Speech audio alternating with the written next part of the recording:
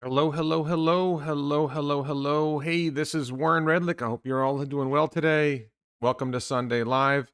This is going to be a different video than usual. I'm wearing the Daily Lie t-shirt for a reason. This video is going to be about a half hour long. When this video wraps up, we're going to switch over to the Daily Lie.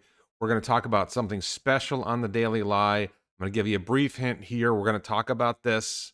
We're going to have something very specific about uh, grift. That topic is going to be starting in about a half hour on the Daily Lie. I'm going to do some discussion of what's coming Monday, 3 p.m. Eastern. I'm going to do a full video breaking down a big piece of grift, what I see as a scam. This is an opinion. This is my opinion. Let's be clear right up front. This is my opinion. I'm going to go through on Monday what I think is a huge grift being played on the Tesla community. My opinion, somebody else could say, no, this is legit. Um, I think when you hear what I have to say on Monday, I'm going to do some more on this in half an hour on the Daily Live, but I'm going to go really in depth on Monday. So I just want you to see that. The video on Monday will be almost entirely supporter only. It's going to be a live stream, but it's going to be supporter only. And if you're a supporter on the Daily Live, that's warrenredlick.locals.com. You'll be able to support that. But let's dive into the regular content of the video first. The big news, as far as I'm concerned, is not Tesla news. The big news this week is SpaceX news. The SpaceX news is that there was an article published by Port Isabel South Padre saying that Starship was going to launch on January 31st, and Elon said, we have a real shot at late February. March launch attempt appears highly likely. So it appears that Starship will not be launching in January, and judging by Elon, it's not really going to launch in February either. The launch will be March at best. So let's be clear about that. So that is, this is the big thing that those of us who are real Elon fans, SpaceX fans, whatever, this is the big thing.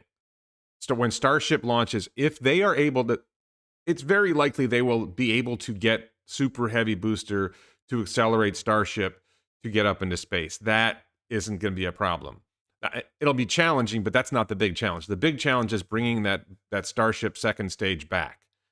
Fairly confident that we'll figure out how to bring back the super heavy booster. Fairly confident they'll be able to work out the chopsticks, being able to catch the booster as it lands and so on. But to get Starship to re-enter the atmosphere from 17,000 miles an hour and not blow up and stick a landing, it's going to be it's going to be a landing, an ocean landing. They're not going to be able to reuse the rocket that flies. Even the booster, they're not actually going to reuse it, I don't think, in the test launch. But if they can bring it back and have it not blow up when it re-enters the atmosphere and actually stick a landing, even though it's a water landing and, it won't be reusable, that's a sign about how far we're going. I haven't heard what the payload is yet, William. So that's really, really big. And just other SpaceX news really quick. This launch was supposed to be tonight. It was apparently pushed to tomorrow. This is a OneWeb launch. This is actually SpaceX launching a competing satellite network, OneWeb, which is basically a competitor to Starlink. They're selling launches to OneWeb for $67 million, putting some of their satellites up. And the key detail is this is a flight that will return to the Cape. This is going to return and land at the Cape. This is late night. This is near midnight. I expect, it's been in my calendar, I'm going to go out and watch this launch, probably from the beach near Jetty Park. I'm not sure Jetty Park is open that late. So I'm excited about that. And then Falcon Heavy is flying in 4 days, 5:45 p.m. This is, if you can come to Canaveral, or Titusville or anywhere close to watch a launch, if you're ever in the ballpark of being able to come, I think this is going to be one of the most spectacular launches you will ever see. This, no guarantee it actually goes on the 12th. The launch I was just telling you about was just pushed back a day. I'm actually planning on watching this from a beach with a first date. This is okay. Warren's first date idea. Hey, let's go watch a launch. She said yes. So the reason why this launch is going to be particularly spectacular is look at the time, 5:45 p.m. This is around dusk. So the sun, I think, may have already set at the time the launch happens, but the sky will still be lit up some. And the light from the sun will probably be able to capture the boosters and capture everything. I just saw a launch a month or so ago, which was it was a Falcon 9, so one booster. And I was in Jetty Park. I basically laid back on the hood of my car and watched this thing go up over my head. And the view was, because it was dusk, the view was spectacular. If the sun is really bright, then if the sun is really bright in the sky, then it's harder to see everything. And if it's nighttime, you can only see when the engines light up. But this launch I saw recently, we saw the whole thing. You could see the cold gas. This thing's like 70 miles up. 70, 80 miles up, and you could see the cold gas thrusters puffing, and you could track the booster all the way back down. There's a moment somewhere in there where you can actually see the stick. Like, it's no longer like something up there. You can actually see the stick flying back down.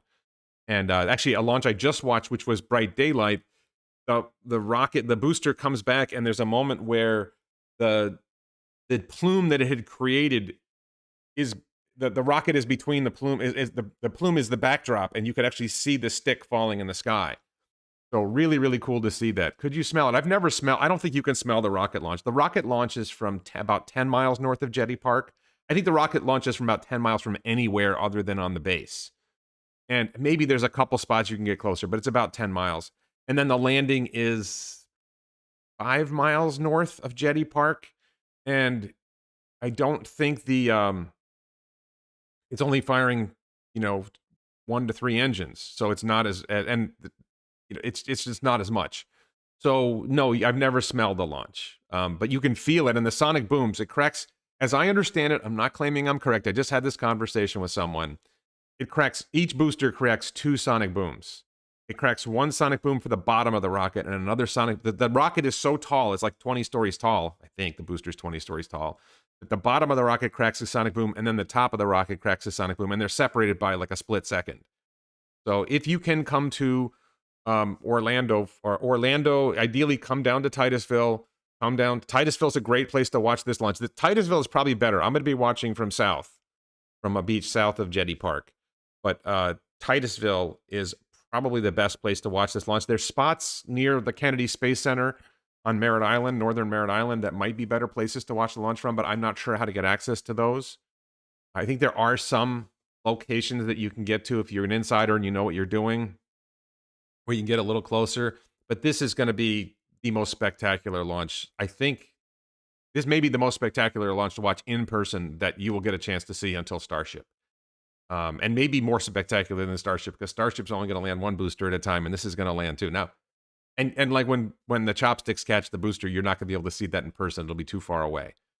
So really, really fascinating. I suppose if you were at Rocket Ranch, I think watching a Starship launch from Rocket Ranch, props to Anthony, is it Gomez? I think it's Anthony Gomez. Props to the Rocket Ranch team, which I think is primarily Anthony Gomez and Boca Chica.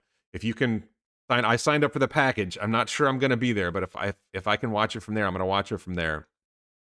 That's going to be spectacular as well. But this may be more spectacular just because of the lighting in the sky at the time the launch happens will just be amazing. A dusk launch is particularly special. Okay, so enough about SpaceX. I'm going to get to the questions in the chat in a minute, so appreciate everybody being patient with me. The big news, the big news for Tesla is that Tesla announced massive price cuts in China.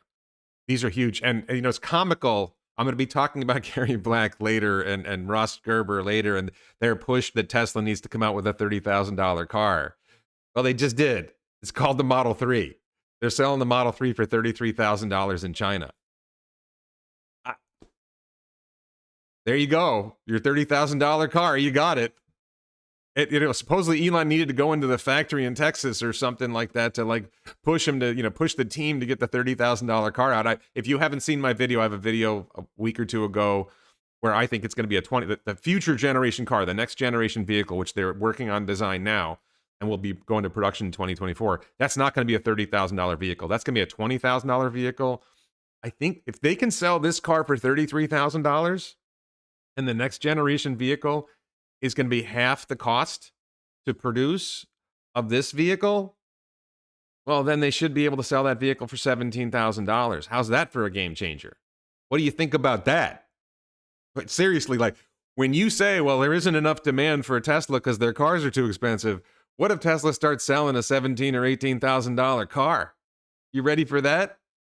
Did you see? And so this news hits, right? Tesla slashes their prices, and of course, the spin from the major media, mainstream media, from CNN and Reuters. Reuters headline was like Tesla having problems, lowered prices, and CNN business demand slows.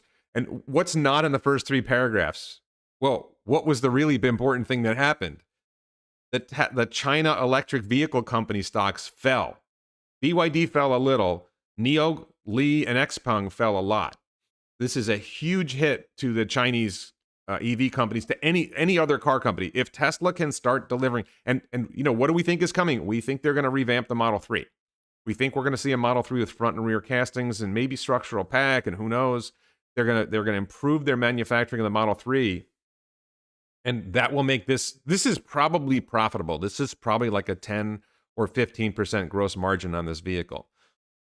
But if Tesla, ramps Model 3 in China, I forget what the price was for Model Y. It's pretty cheap.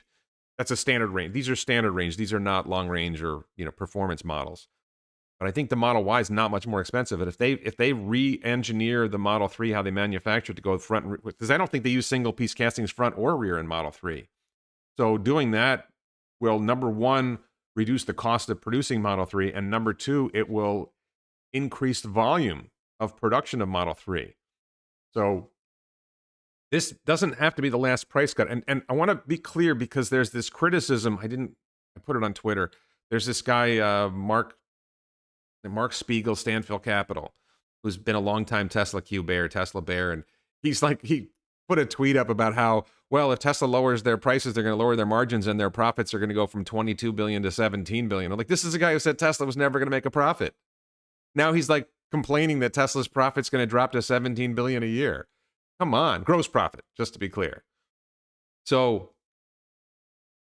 this is, the thing is, like, is this a negative for Tesla margins? Yeah, sure. In the short term, it's a negative for Tesla margins. But if you listen to Elon, and this is the thing, you gotta listen to Elon. You gotta understand what Elon's saying. Elon believes that FSD is coming. Like FSD's already here. I drive FSD beta. I'm telling you, FSD beta has gotten a lot better in the year. It's not a year and a half yet. It's a year and a few months that I've been driving FSD beta. Much, much better. Much, much better. Like zero crash interventions, zero danger interventions. It does stupid shit I don't like, but it makes lane changes I don't agree with. There's one spot where it makes a right turn when it should be making a left turn. I have to intervene, stop it. But the interventions are there's no danger. It's not. Ashok Elaswamy, who's the director of the autopilot team, said they're trying to make a car that won't crash. And I believe they're really close to a car that won't crash. Then the next step is, okay, make it choose the right lanes and, make it navigate properly and fix navigation. But like the primary objective right now is make a car that won't crash. If you can make a car that won't crash, then the next steps are going to get better and better and better. So what does Tesla FSD do in anticipation of a rear-end crash? As far as I know, it will pre-tension. The Tesla Vision system will tell the car to pre-tension the seatbelts to prepare for the crash. I don't think a Tesla FSD will accelerate away from a rear-end crash. I'm not sure about that yet. Where do you find the Daily Lie? The Daily Lie is at warrenredlick.locals.com. There's a link in the video description below. Can I have that? No, that's not it. So this is, I don't really have any other spectacular news. I just think, the big thing is, if Tesla delivers FSD, so Elon was very clear. They're going to produce as many cars as they can. They're going to deliver as many cars as they can to customers, and they will sacrifice price, margin, and profit to deliver as many cars as possible to customers. And somebody mentioned Tesla economist. He doesn't get it. Gary Black doesn't get it. I'm not sure Russ Gerber gets it. The Tesla Q people don't get it, or they don't want to get it. Here is really, really clear what they're doing. Right now, the take rate of FSD is about 10%, meaning 10% of the people who buy a Tesla add FSD to it, whether by subscription or by buying the FSD. So let's suppose the value when FSD is actually delivered at full, ability. Let's suppose that you're going to sell it for $20,000, which I think is low. I think it's a $100,000 software, piece of software. But let's suppose you're going to sell it for $20,000. and you have if you restrict, like Troy Teslak was saying Tesla was going to cut back on their volume of production in China. Obviously, Troy was wrong on that. Tesla is going full balls out. We're going to produce as much as we can. If you have on the road 3 million cars, let's say you have on the you restrict your production, and by the time you deliver FSD, you only have 4 million cars on the road. Or you go balls out, produce as much as you can, and by the time you deliver FSD, you've got 6 million cars on the road. If 50% of the cars decide, wow, this is amazing, we're going to spend $20,000 and buy FSD, right? So half of 4 million is 2 million cars times $20,000 is $40 billion. But if you get 6 million cars on the road, half is $3 million. And now you're getting $60 billion in added revenue. And when your robotaxi network goes live, you have more vehicles out there that are potential robotaxis to start serving the public. So Tesla's goal is not let's make short-term profits.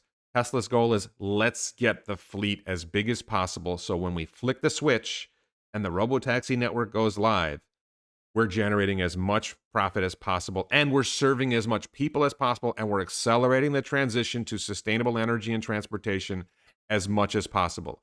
The goal is not maximize short-term profits. The goal is maximize the acceleration of transition to sustainable energy and profit, and maximize long-term shareholder value. That's what they're doing here. So people don't get it. I think it's clear. That next generation vehicle, though, seriously, $30,000 vehicle, my ass.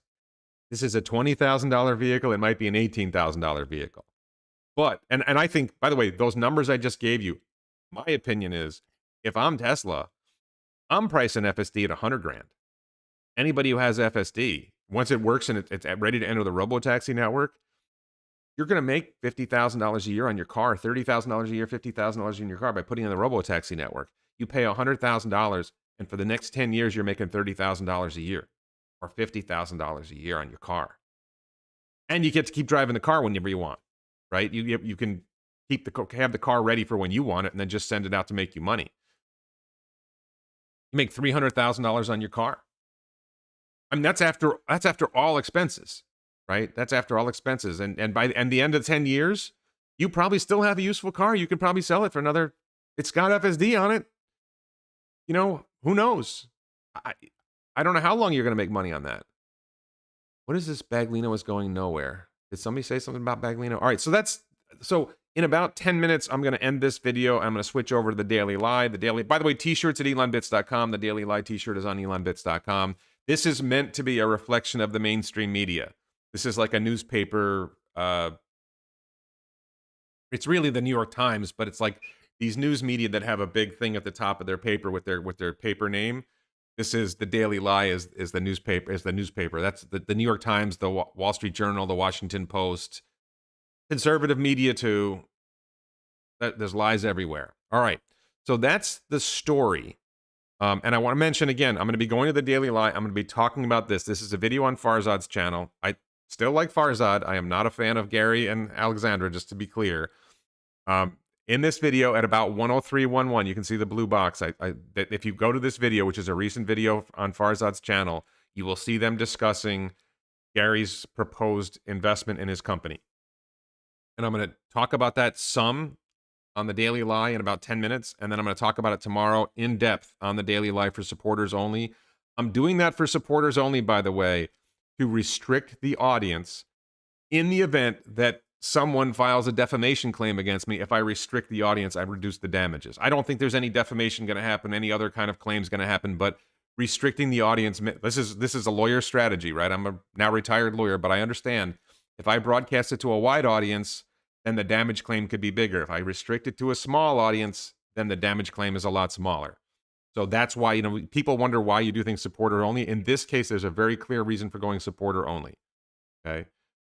Brooke Chen says, Farzad has great content. Amazing how he has time to interview all these people. I think Farzad retired from Tesla with a good chunk of change, and he's just having fun. Farzad's a great guy. Check out my interview with Farzad on the channel. We actually talked about what he's doing.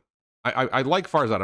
I'm not thrilled with his catering to the grifters, but and I'm sure he's gonna be mad at me for saying that. But when you see this video, when you go in depth on what Barry Glack is doing, wow. Um, the realist says $100,000 for FSD. Man, I really hope no one makes investment listening to these numbers. Keep your feet on the ground, man. Sorry I had to say this. Okay, so let's address that. What would you value if you were selling FSD to a customer? If you were Tesla and you've got this car, right? And you can sell it to a customer and you know the car is going to generate $300,000 in profit for that customer, not revenue, profit for that customer over the life of the car. What would you sell it for? Would you sell it to him for $20,000? Like, I mean, let's say you've got the car's $50,000 and FSD, and put it from the other perspective. You're thinking about starting up a business. And if you run a robo-taxi fleet, forget about you're going to keep the car and you're going to drive it. You're going to run a robo-taxi fleet. Now you're going to make $50,000 a year for 10 years on this car. You're going to make $500,000 in profit over the next 10 years. That's a ballpark number. Maybe it's 400,000, maybe it's 300,000, but I'm going to go with 500,000 for now. I think it's 500,000 is reasonably accurate. That number will come down over time. The dollars per year, as the fleet grows at a certain point, the price per mile will come down. The cost per mile of an older vehicle won't come down as much, although the cost of energy might go down. So you're going to see where it might be 60,000, 70,000 a year in the first years, and then it'll drop to 30,000 a year in the later years. But average, I think you're going to make $500,000 in profit on this vehicle. Suppose you're planning on building a fleet. How much are you willing to pay for that vehicle? I'm going to make $500,000 over the life of this vehicle. Are you willing to pay? Are you only willing to pay $50,000 for that? Let's say $40,000 for the car and $20,000 for FSD. You'll pay $60,000. You're gonna make $500,000, or would you be willing to pay $100,000, or would you really be willing to pay $150,000? Like me personally, I'm looking at that math. I'm saying I'll invest $150,000 to get $500,000. I mean, not when I can invest in Tesla stock, I suppose. But if you're not a pure Tesla stock investor, you're just trying to build a business. I mean, maybe you're right. Maybe it's not $100,000 for FSD. Maybe it's $50,000 for FSD. I think it's $100,000. I think the value of FSD is $100,000. You may get more than 10 years out of that car. We'll see how long the battery pack lasts. How much is it going to cost to replace the battery pack in 10 years? Electric vehicles last a long time. You may get 2 million miles out of that vehicle. You got a lithium iron phosphate battery pack. I think that's a 2-3 million mile vehicle. Yeah, you got to replace a lot of tires. If they can keep the manufacturing, minimize the complexity of the vehicle, minimize the part count, make the vehicles, optimize the vehicles for a long life, less parts to repair, less problems to deal with. Yeah, I think it's possible. Masthead, thank you, Mark Holland. So Tesla will sell FSD on subscription. Yeah, I mean, maybe they sell it on subscription, but I think the value is that high. Warren, after Tesla, you will want to start an OnlyFans account. I'm pretty sure nobody wants to see my OnlyFans account, but thank you, GTP22, 2022. Didn't Elon say a self-driving car would be the greatest value add ever? Yes, that was before bot, but yes, it is. That's the insanely. There's an insanely. The t-shirts are at elonbits.com. The insanely gigantic t-shirt covers that. That was the quote. That would be insanely gigantic. The more immediate concern from Harry Chu is that Elon lost his voting shares. Have to worry about activist movements. I heard something the other day that the prospect that Apple would try to buy out Tesla. Tesla's trading under $400 billion. So could Apple make a tender offer, right, to try to buy Tesla? I don't think Apple has that much free cash. I suppose they could make an offer to buy it. I don't think it really fits with Apple's plans. And, Tesla is valued based on its future growth. If Apple took it over, would they be able to sustain the growth? I don't know. I don't know anything about Curtis Motorcycles, so I can't answer that. Once the robo-taxi fleet is up and running, Tesla will stop selling cars to the public. I believe that's true, by the way. I do believe that, but who knows? Let's see. Jordan Levitt says FSD will never sell for 100,000. I think it might sell for more than 100,000. Why do I hate Gary? Watch the video later. Why do I hate Barry Glack? I hate Barry Glack. Yeah, Koguan Leo is not great either. Barry Glack is a grifter. That's my opinion. Again, my opinion. That Barry Glack is a guy who came into the Tesla community, does not really understand Tesla, the company.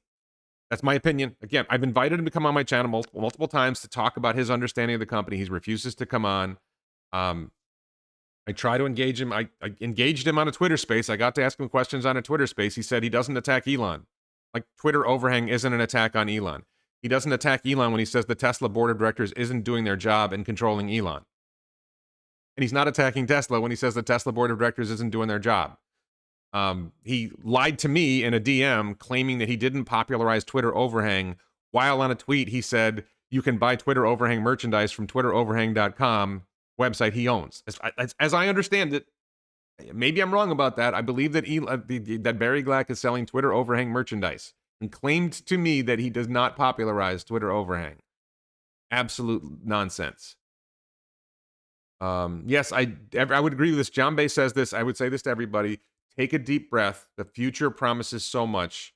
Take a moment to enjoy how amazing it is now. Tesla, SpaceX, and all. No, and I think in my Twitter bio, I changed it. I see this, our world as this, like, countries competing. DeWiz says, beating up on Alexander, Gary, and Ross does not serve you. Watch the next video. Daily Lie. Today, in a few minutes, and tomorrow 3 p.m. Eastern, watch the video and you tell me if you think I'm beating up on them too much. Watch the video. Let's dive into Gary's investment vehicle that he's selling. And then you tell me you think I'm beating up on him too much. He doesn't understand the company. And he comes in and he builds up a big following on Elon's back, and then he starts shooting Elon in the back. He started stabbing Elon in the back. I don't like people stabbing Elon in the back. It's one thing for the Tesla Q people to stab him in the face. Right? He sees it coming, but to have people inside the community come in there, Earl and Ross and Gary, and stab him in the back, it's just awful. So yeah, and t-shirts include the new Barry Glack overhang t-shirt, the new Baglino fan club t-shirt, and the new Tesla Man t-shirt. So all that's coming soon. I'll be talking about the t-shirts a little bit more soon. ElonBits.com for the t-shirts. As a Drew Baglino fan, aren't you a little disappointed in the 4680 ramp? Do you think Zoo could potentially replace him? I don't think Zoo has any potential to replace him. I think Drew Baglino is doing a fantastic job. I think people don't understand what Drew does. 4680 is an engineering problem. I think they're doing well. I think they're tripling 4680 production every quarter. What do you want? They've always had this issue with Tesla and SpaceX as well. They turn the impossible into late. You know, you've got the exponential curve. It doesn't matter whether you're a quarter or two behind. As long as you get the exponential curve, you're going to get there. I think 4680 is doing really well. You know, it's you know, Drew said, you know, their plan was to get 4680 where they were targeting for the battery day plans, where they said where they expect to get with 4680 was in 2026. People thought he meant we're going to have this battery in 2022. Well, they weren't paying attention. And I didn't think they specified this is when we're going to get there. It was very clear all along that Elon was saying we're going to re-engineer it. This is Tesla's behavior and SpaceX's behavior. You create the first one, and they've said it's like a C grade on an A platform. They've converted from like an A vehicle on a C platform to now, or maybe a B platform. Currently, they're at a C on an A platform, and they see that the platform is where they want to go, and now they've got to iterate to get to where they want to be. So, all right. So the Daily Lie, I'm going to be doing a video next. Where I'm going to be talking about the grift. I'm going to be talking about this grift. I'm going to talk about it briefly today. I'm going to go in depth tomorrow, 3 p.m. Eastern. So link in the description below. Please check out this video. Thank you to moderator. I see Jim Whitehead. I don't know if Mark Plott's in the chat or not, but I want to thank the moderators generally for helping out. I don't know if I can't see who's here. So thanks, everybody. Please consider supporting me on the Locals platform. That's where I'm heading right now, warrenredlick.locals.com. Please check out the t-shirts at elonbits.com. Please check out my other videos. Like this video, share, and subscribe. And thank you so much for watching.